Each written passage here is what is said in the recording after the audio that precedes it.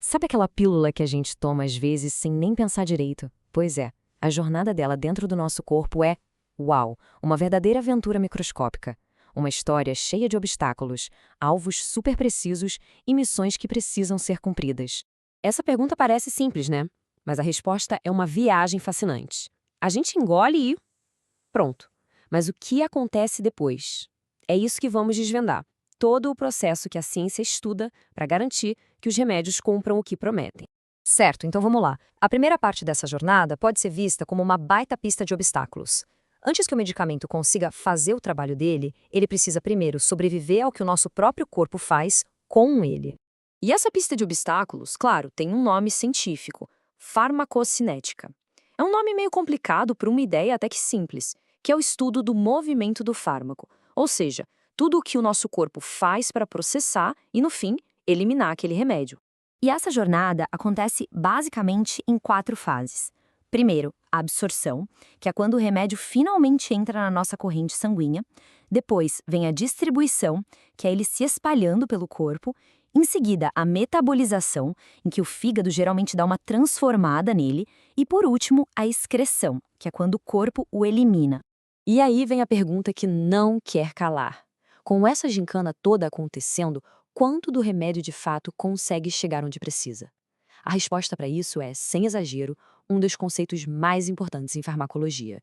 E essa resposta tem nome: biodisponibilidade.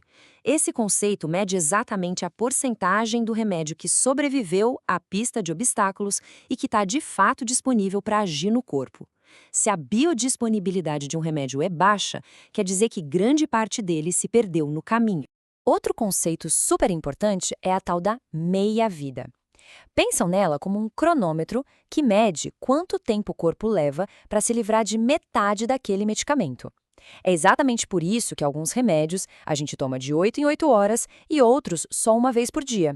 É a meia-vida que dita essa regra. Para muitos tratamentos, o grande objetivo é alcançar o que os cientistas chamam de estado de equilíbrio, ou steady state. É aquele ponto de ouro, sabe? Quando a quantidade de medicamento que entra no corpo é igual à que sai. Isso mantém a concentração dele no sangue sempre constante e eficaz. Então, beleza, se a primeira fase foi sobre o que o nosso corpo faz com o medicamento, que é a farmacocinética, agora a gente vai virar o jogo. O remédio sobreviveu, passou pelos obstáculos e agora está pronto para a missão. Vamos ver o que ele faz com o nosso corpo. Bem-vindos à segunda fase. A missão, o alvo final. Aqui, o foco muda completamente. A questão não é mais a sobrevivência do fármaco. Agora é sobre a ação que ele vai executar para gerar o efeito que a gente espera. E claro, essa fase também tem nome: farmacodinâmica. Ela estuda exatamente como o medicamento interage com o corpo para causar alguma mudança, seja para aliviar uma dor, baixar a pressão ou combater uma infecção. É o estudo da ação em si. Mas para essa ação acontecer, o medicamento precisa encontrar seu alvo. Quase sempre, esse alvo é uma coisinha chamada receptor. Pense nele como uma estação de encaixe nas nossas células. O fármaco tem que se ligar ali para poder dar o sinal de partida. E o ponto fundamental aqui é que essa ação não é aleatória, de jeito nenhum. É um processo super específico. Sabe a analogia da chave e da fechadura? É perfeita aqui. A chave é o remédio e a fechadura é o receptor. O encaixe tem que ser perfeito.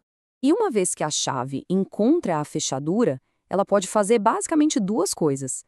Se o remédio for um agonista, ele gira a fechadura e ativa uma resposta na célula. Agora, se ele for um antagonista, ele entra na fechadura, mas só para bloquear.